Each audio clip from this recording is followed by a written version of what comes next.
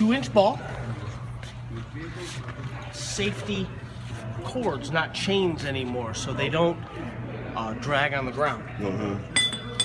Now for the truck, this is a 5-way. Okay, what do you have in? You have a 4-way? Well, when I was here with the other day, the other gentleman, he went and got one from the back. You got one already? Yeah. The adapter? The adapter, Then yeah. we're square, we're straight. All's good here. Okay. All right. So, if you need to swing this tongue in, okay, for storage, that pin comes out, this pin comes out like this, and it'll swing this way. Right. Okay. Be careful when it swings. This is stiff right now, but in use and in time, it's going to loosen up. Right, okay. And old girl is going to swing hard, and when it does, it's going to pop the powder coat on this trailer and chip the crap out of it. Okay. So if you have to swing it for inside storage, just be a little careful with it. Okay. Then your pin goes back into the hole, drilled right down through there, and that keeps this pin from backing out. Okay. Okay? Now, depending on how much you need here, there's lots more of this stuffed into here. Okay. So we can either pull out or push back in, however we need. All right. So far, so good? Yeah. Okay. Up here, this is where the boat comes off the trailer. You have to let some pressure off of this first.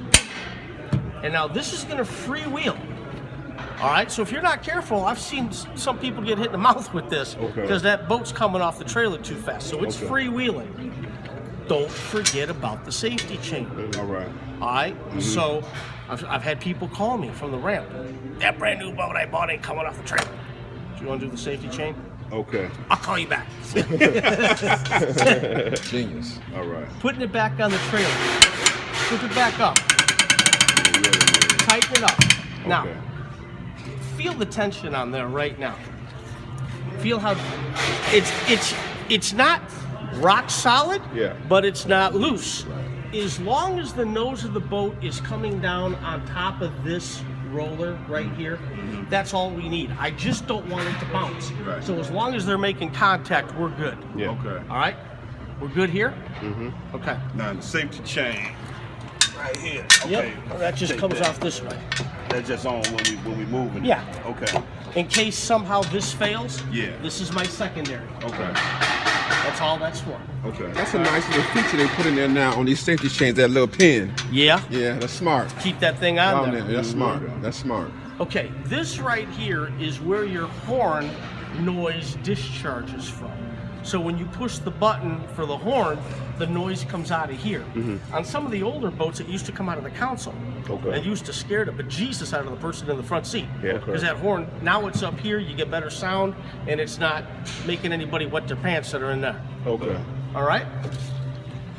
Let's go this way. Matching chrome spare, mounted. There are no locking lugs on it, so if you wanted to lock it up somehow, I would either get locking hubs or just get a chain-like lock and padlock it on. Okay. This right here, this is your live well overflow. Just like the sink in the bathroom, you can't flood the house because there's that little hole there that doesn't allow the sink to overflow.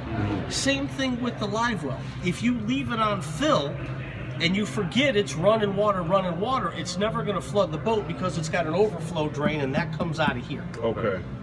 So when you're filling it, and let's say the live well's completely full, then you switch it to auto. Every 7 to 9 minutes, the live well is going to turn itself on. It's going to add water to the live well, dump water out the overflow. It reoxygenates the water, cools it back down again, but all that overflow comes out here. Okay. Now where you hit that at? It's in the live well button? On the Get to button. that, Big Daddy. Okay. We'll get to that. All We'll right. get to the fun stuff. This is just the Okay. the boring crap right now. All right. Okay. I'll show you guys too when we get around the other side. You feel this is rubber right here? Feel how that's rubber? Okay.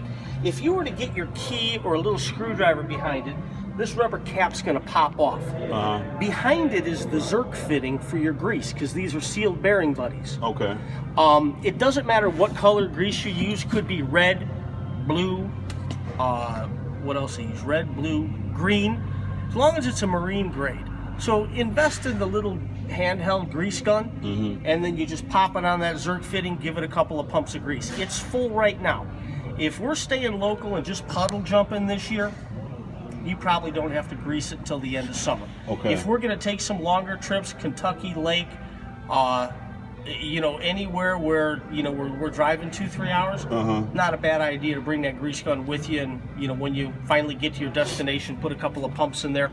Nothing more than preventative maintenance. Okay. Because it's being in the water, that's why. Right. Okay. Right, and you know, we do use grease as we're driving. You know, the grease is being pushed into the bearing to keep it lubricated. Right. On longer drives, it does go through some grease. Okay. All right. All right. All right, let's go down this way. This is just a venting right here for the gas tank. We don't have to do anything with this right here. Just leave it just the way it is. The other hole that's here is your bilge pump.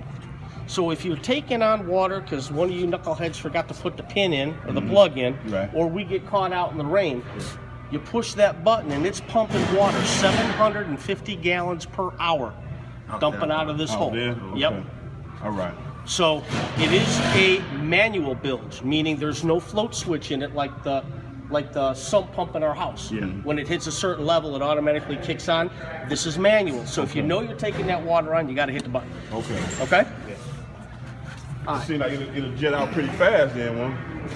If it's going that fast? Well, yeah, it's got a Okay. nice little arc to it. It comes out pretty doggone quick. Okay. Okay. Your straps. Gets pretty tricky. Release is here.